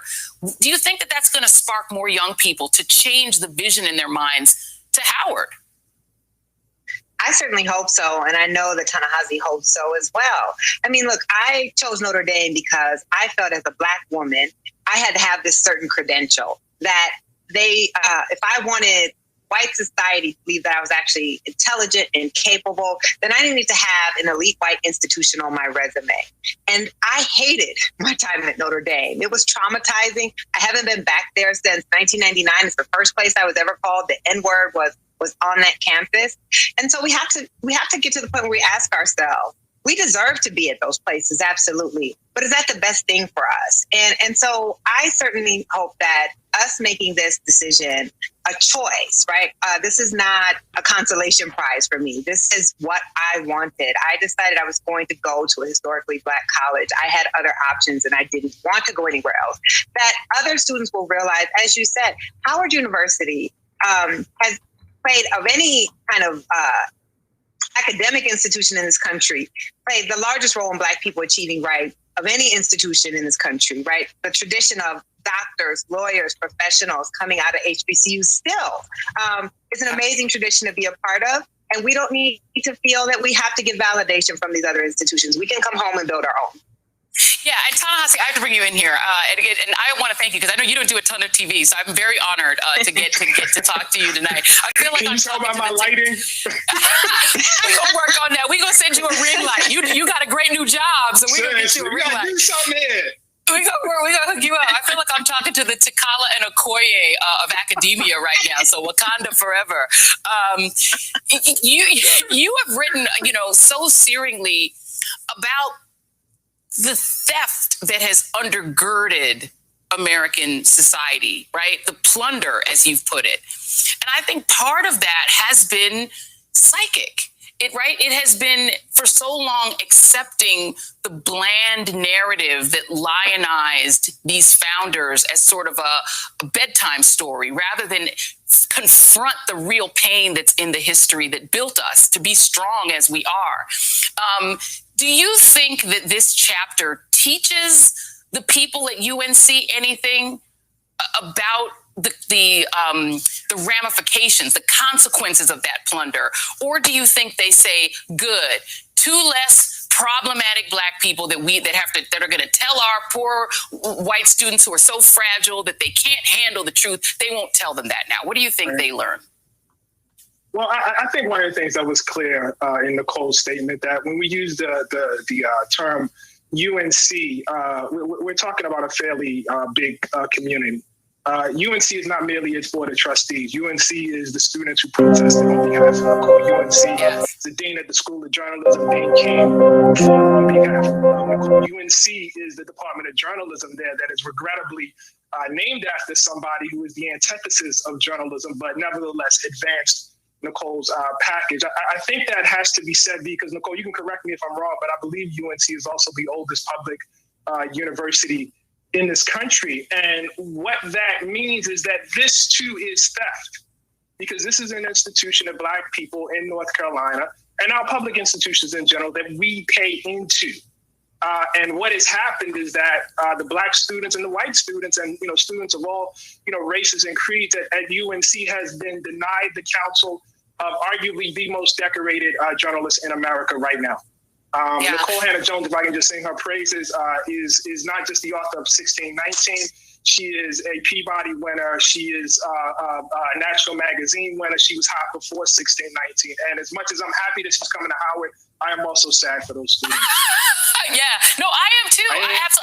Listen, she spoke at my class and my students were mesmerized. They were afraid to ask questions. They were so absolutely mesmerized by her. And I said all of them copies of the 1619 Project as part of their little package at the end. But, I have to ask you to stay with you for a moment, Ta-Nehisi.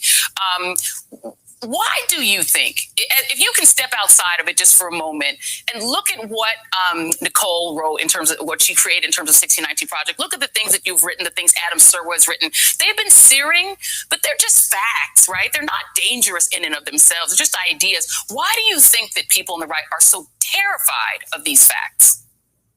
But they are dangerous. They are. They're extremely dangerous. The political order in this country is predicated on a bedtime story.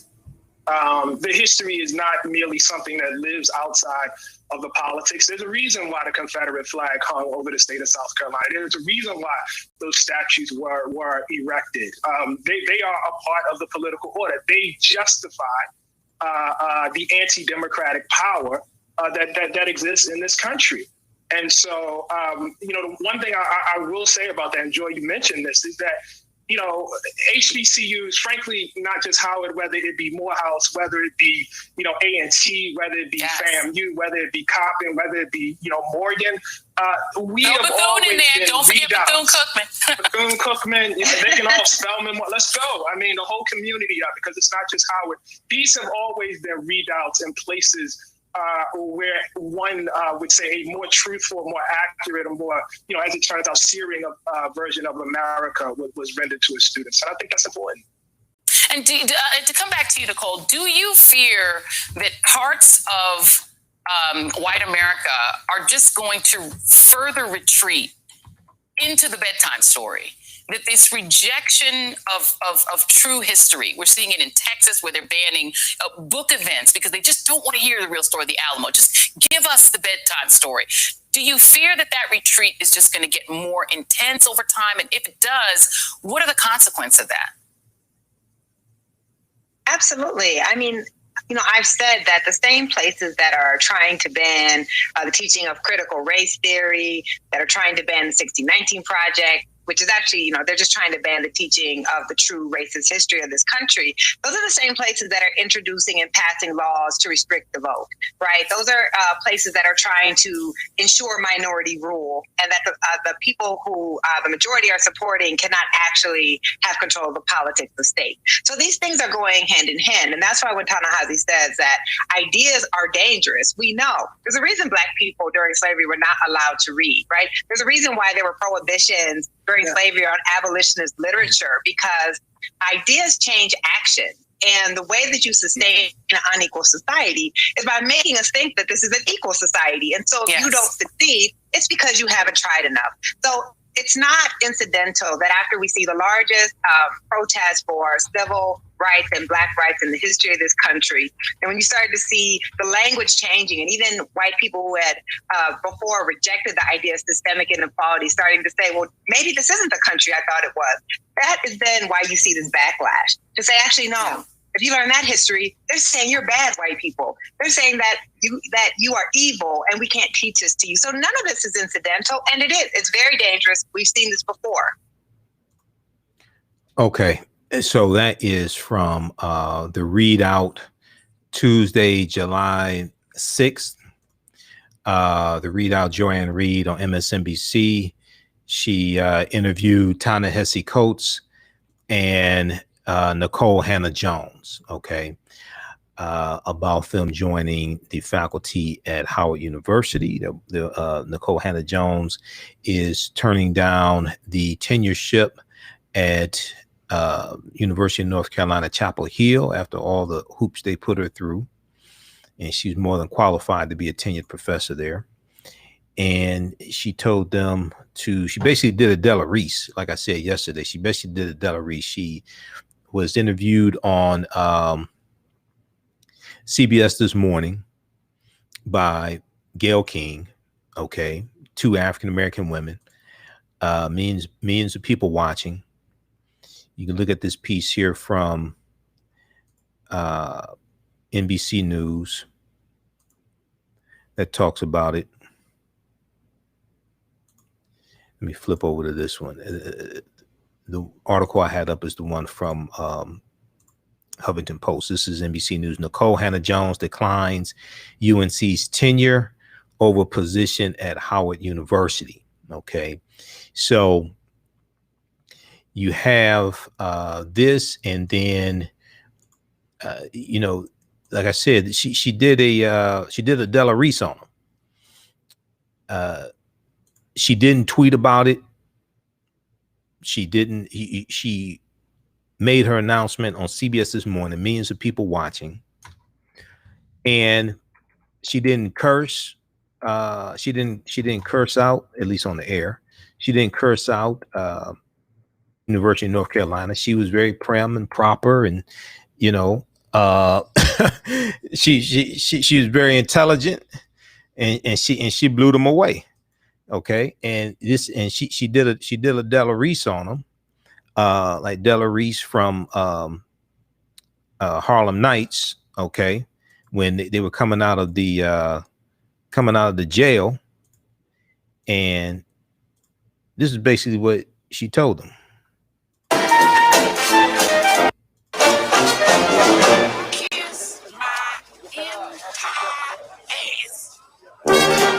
All right, so that's basically that's Della Reese from Harlem Nights. That's basically what she told them. She did that. She did that live. She did that live on CBS This Morning. Okay, and then it's been viewed almost 100,000 times on YouTube. Numerous articles have been written about it. So she put them on. She put UNC on blast. This is what happens.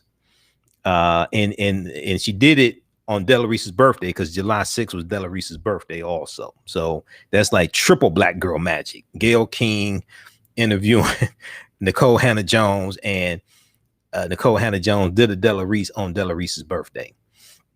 All right. So I want to go to this last story, and this deals with actress Suzanne Douglas. Okay. Actress Suzanne Douglas, who all of us remember from the mother on the Parenthood with Robert Townsend. Okay, really good family-oriented TV show. She passed away at age 64 on Tuesday, and I got the word from Roland Martin that he posted about it. I first saw his post on Instagram, and I think it was when I got off the air. When was it? Was it either when I was still on the air or when I got off the air or something? On Tuesday, and I saw his post about it. So I'd been posting about it. One of the first articles I saw was from Essence magazine, essence.com, dealing with her passing. And we're going to talk about that for a few minutes here also. So I want to go to this article here from essence.com. This is actress Suzanne Douglas, dead at 64. Actress Suzanne Douglas, dead at 64. I was also looking at the article from blackamericaweb.com as well on her passing. So let me pull this up here. She was also in the movie Tap with Gregory Hines. She was a brilliant sister. She was an actress, a dancer, very talented. Okay, so if we look at this piece here from Essence magazine, Suzanne Douglas was known for her roles in a number of movies and TV shows in the 1990s, including the movie Tap, the TV show The Parenthood, and the movie How Stella Got Her Groove Back with Angela Bassett. And I follow Angela Bassett on Twitter. Angela Bassett also posted on Twitter about this. We're going to see if we can bring up. I'm going to bring up I'm sorry, Instagram. I'm going to see if I can bring up my Instagram page and look at the. I want to look at the post from Angela Bassett on Instagram also. But if we look at this article here, Suzanne Douglas, known for her leading role in the Robert Townsend sitcom, The Parenthood, has passed away at age 64. Angie T reported to be a cousin of Suzanne Douglas. Other late actress broke the news of Suzanne Douglas' death on Facebook July 6th. July 6th. In her post, she wrote, Suzanne Douglas, a beautiful and talented actress, made her transition today. She warmed our hearts on movie screens and television sets all over the world. This beautiful soul was my cousin. Quote, I can remember growing up, there weren't very many Black actresses who had starring roles, but there was my cousin with the role in Tap, the movie Tap, starring alongside great dancers such as Gregory Hines and Sammy Davis Jr. She also performed with Angela Bassett and Whoopi Goldberg in How Stella Got Her Groove Back, The Inkwell, Jason's Lyric, and so much more. The list goes on. The world will miss your talent, but your soul will live on forever. Rest in paradise, my beautiful cousin Suzanne. You will be missed. Rest in peace. Okay, now I want to, let's flip over here to the article. This is the article here from Essence. And I want to go to, didn't I pull it up here? I want to go to Instagram.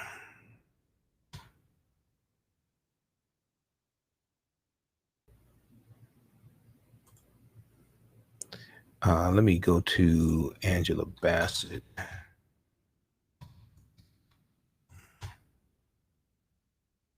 Go to Angela Bassett here on, okay, let's go to this post from Angela Bassett, and let's blow this up here.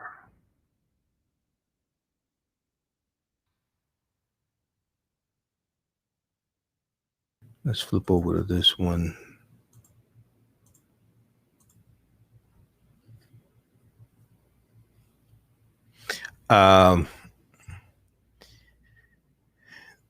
I am Angela Bassett on Instagram. So you see this picture here with Angela Bassett with Suzanne Douglas.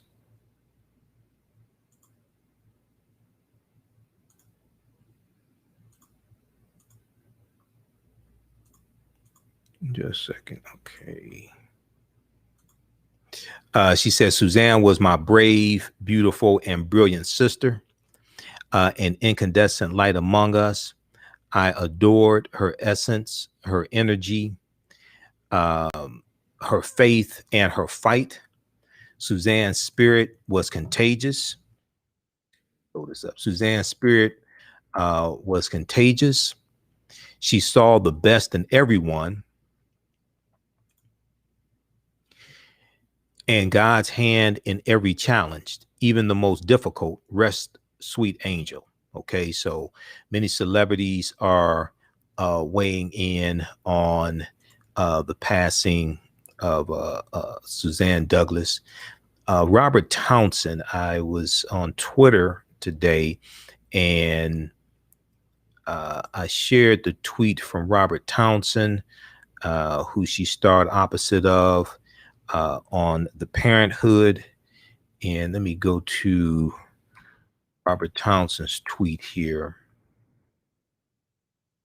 And there's a picture from the cast. I also saw the Instagram post from Reagan Gomez Preston, who played her daughter Zaria on the Parenthood.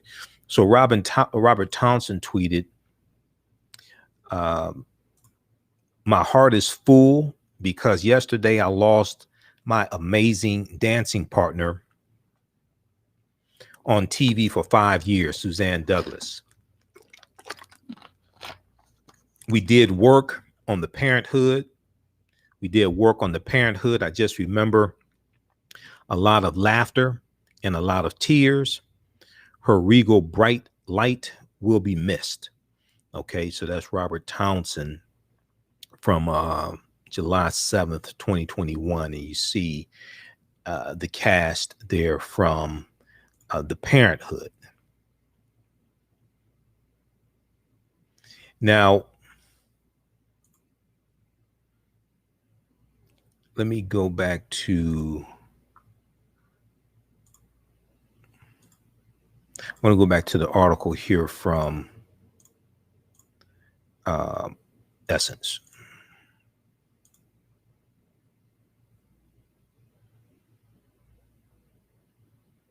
Let me go back to the article from Essence just a second here.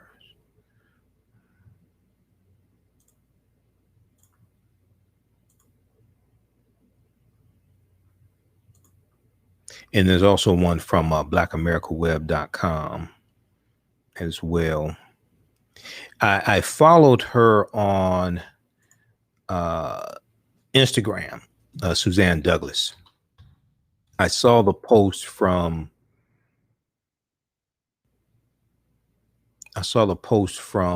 Roland, so then I followed her on Instagram. Let me see, is this the right one?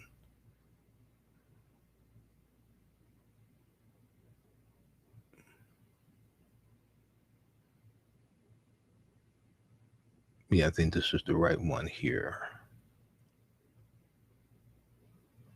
Okay.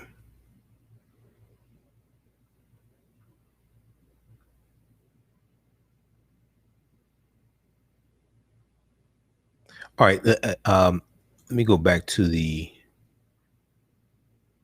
article from Essence. Just a second here.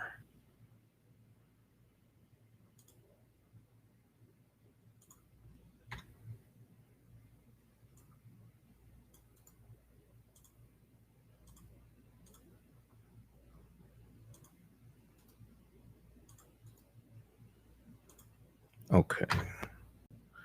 Let's get this.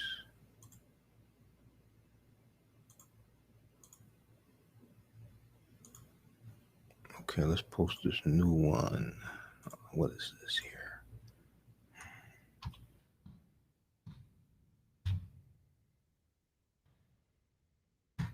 Okay. All right, I need to get the new Chiron up. Okay, so we go back to the article here from Essence. So she was in The Inkwell, Jason's Lyric, How Stella Got a Groove Back. Now, in 2015, she portrayed Sissy Houston in the Lifetime biopic Whitney, okay, from Lifetime, about the life of Whitney Houston. Now, Suzanne Douglas appeared in a number of TV sitcoms and dramas over the course of her career as well, in addition to her leading part as Jerry Peterson, Jerry, Jerry Peterson, in the WB comedy The Parenthood, where she starred opposite Robert Townsend. Now, Douglas also had guest roles on The Cosby Show, Touched by an Angel, with we just talked about Della Reese, okay, Touched by an Angel that Della Reese starred in, The Parkers, the Monique TV show, Monique and Countess Vaughn, The Parkers, and The Good Wife. Most recently, Suzanne Douglas starred in Ava DuVernay's 2019 miniseries When They See Us, about the Central Park Five, now the Exonerated Five. Now, earlier 2021, Reagan Gomez Preston, who starred along Douglas in The Parenthood, who played her daughter Zaria, gave her TV mom her digital flowers. Today, she has retweeted those Mother Day posts in her memory. So far, no cause of death has been revealed. Has been revealed. And if we go to this tweet here, let's go to this one here. This is from Reagan Gomez Preston.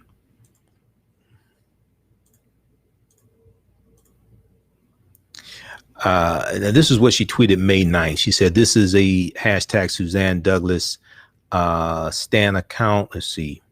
Strong Black lead. Look at the material. Suzanne needs her flowers. Also a natural hair legend. She tweeted also, because one of the things I remember about Suzanne Douglas, high cheekbones, brown skin sister, very beautiful. And she wore locks.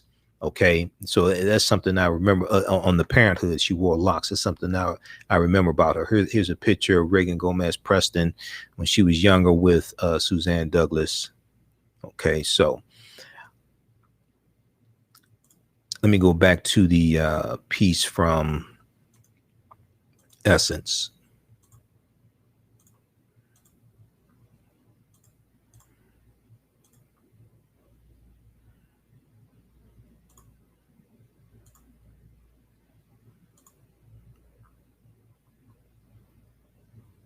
Reagan went on to say, y'all need to get into TAP.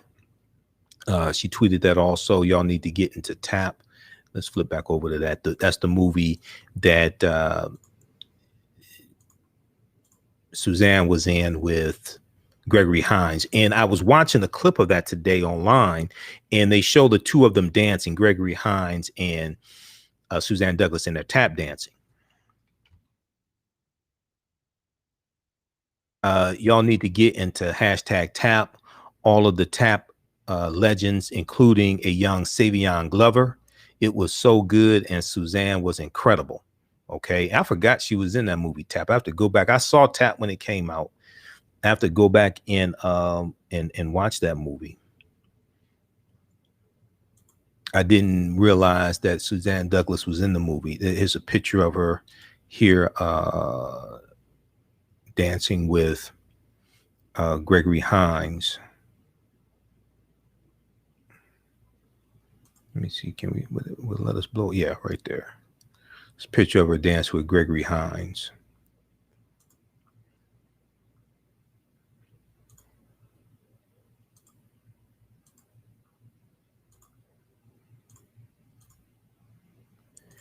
All right.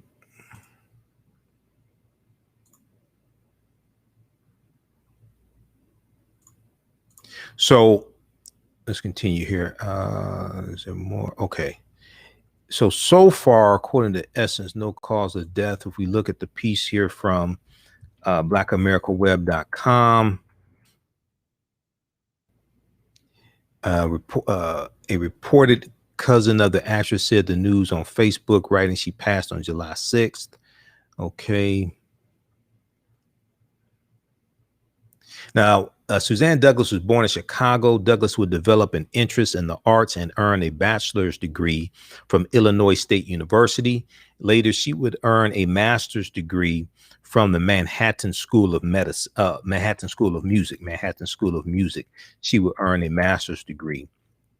Suzanne Douglas' filmography, and it's Douglas with one S, her filmography would grow after her breakout role in Tap. She famously played Gloria in 1994's Jason Lyric, Brenda in The Inkwell, Angela in How Stella Got Her Groove Back, and endeared herself to Black households as Jerry Peterson on the TV show on the WB, The Parenthood, opposite Robert Townsend.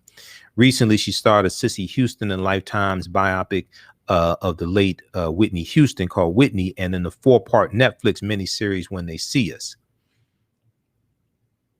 Okay, tributes and condolences began pouring in overnight for Douglas. Director Ava DuVernay, who worked with Douglas on When They See Us, called her an elegant force. Ava DuVernay tweeted, let's go over to this tweet here.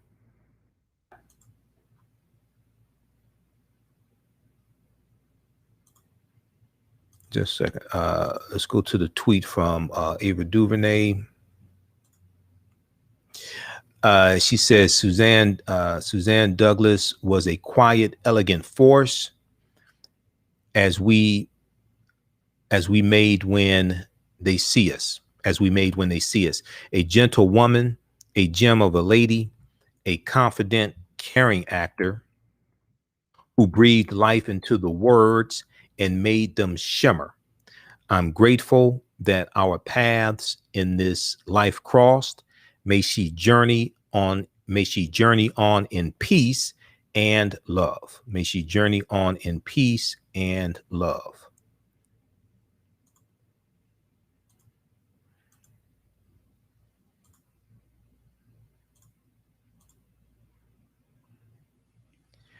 Okay, so they have the tweet from one of the tweets from Reagan Gomez Preston as well. Okay, yeah, this tweet here is of their last taping of the Parenthood. That one right there, that's the last taping of the Parenthood. Okay, the TV show The Parenthood.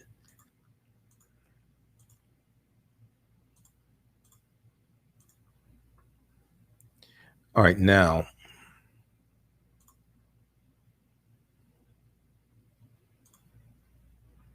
I'm looking here for other updates. Okay, no official cause of death has been given. Our thoughts and prayers are with the Douglas family and fans during this difficult time. Okay, so that's the piece from blackamericaweb.com. Parenthood actress Suzanne Douglas passes away at 64. Okay, from blackamericaweb.com. All right, look, we have to get out of here. Hey, if you like this type of information, you can support the African History Network. $ the AHN show through Cash App, $ the AHN show through Cash App, or through PayPal, paypal.me/the AHN show. We're here 6 days a week, Monday through Friday, 11 p.m. to midnight Eastern Standard Time. Sometimes we go over like today. And then Sundays, 9 p.m. to 11 p.m. Eastern Standard Time. Okay. So this helps us keep doing the research, stay on the air, keep broadcasting, pay some of the bills, etc. This is our official Cash App account, $ the AHN show through Cash App. And then through PayPal, it's paypal.me/the AHN show. When you do it the Cash App, it'll say Michael. When you type in $ the AHN show, SHOW, it'll say Michael and show my picture there. We'll post the link here, and then be sure to register for the 10-week online course that I teach. If you like the type of history that we share here, then the 10-week online course that I teach is going to blow you away. Ancient Kemet, the Moors, and the Ma'afa, understanding the transatlantic slave trade, what they didn't teach you in school. Okay. And we deal with thousands of years of history and what led up to the transatlantic slave trade taking place. We take you through tens of thousands of years of history and make history really make sense, understand cause and effect. Okay. We have the information at our website, AfricanHistoryNetwork.com. We're going to post a link here as well. And when you scroll down our website, you'll see the information for the radio show, and scroll past that and just click on register here. Click on register here and it'll take you to the next page and click on enroll. And as soon as you enroll, you can start watching the content. Okay, so we do the class live. This is 10 sessions. Okay, 10 consecutive Sundays, 2 p.m. to 4 p.m. Eastern Standard Time. We do the class live. All the sessions are recorded. All the sessions are recorded and archived, so you can go back and watch them over and over again. Okay, so as soon as you register, you can watch classes 1 through 9 of the Saturday class that's wrapping up, because that's archived for you also. You can watch classes 1 through 9 of the Saturday class, and then you can you'll also be registered for the Sunday class that starts up Sunday, July 4th. The class number 1 was Sunday, July 4th. The next class is Sunday, July 11th, 2 p.m. to 4 p.m. Eastern Standard Time. Okay, I do a PowerPoint presentation. We have book references, articles, video clips, guest speakers, all that in the online course. And then as a bonus, when you register now, you'll get a digital download of my latest lecture. I did it June 16th, 2021. It's a 2.5 hour presentation I did dealing with the real history of Juneteenth, Okay. All right. We had to get out of here. Remember, the African History Network, we focus on educating, empowering, and inspiring people of African descent throughout the diaspora and around the world, because right now it's corrects wrong behavior. And this is I spoke at the Juneteenth Festival in Atlanta. This is the official Juneteenth 2021 shirt. The Juneteenth, the 3-day Juneteenth parade and music festival down in Atlanta. It was at Olympic Centennial Park. So I did 2 presentations down there also. I was in Atlanta June 18th through the 20th. All right, remember, right now, let's correct wrong behavior. It's not over till we win. Wakanda forever. And we'll talk